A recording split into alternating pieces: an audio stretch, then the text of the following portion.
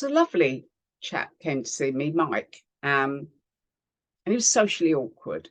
He could not bring himself to speak up. If people spoke to him, he'd kind of almost withdraw into himself. And he said, I've had various therapies, confidence, blah, blah. He said, none of it seems to make much difference. Now, a lot of people, when they come for past life regression, they come as a last resort. They actually tell you that.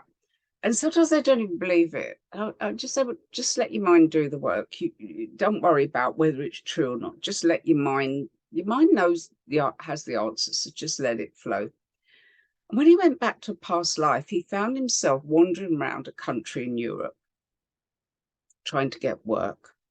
And some places he'd get small amount of work, maybe enough to get food. Then he'd move on.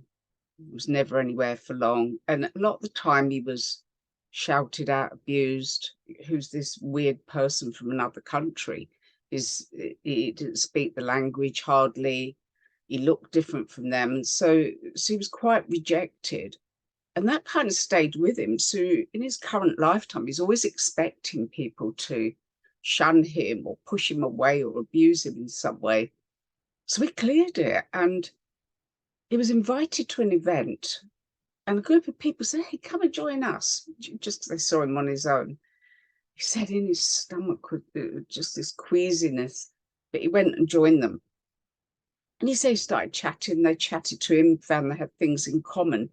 So it was just mind-blowing just to be in that situation, which you or I would probably just take for granted.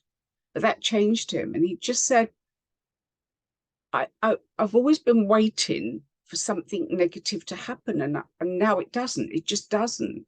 Maybe it wouldn't have before, who knows? But now I know it's not going to. Yeah, he's starting to mix with people and have a social life. Social awkwardness. I wonder how often that comes from a past life.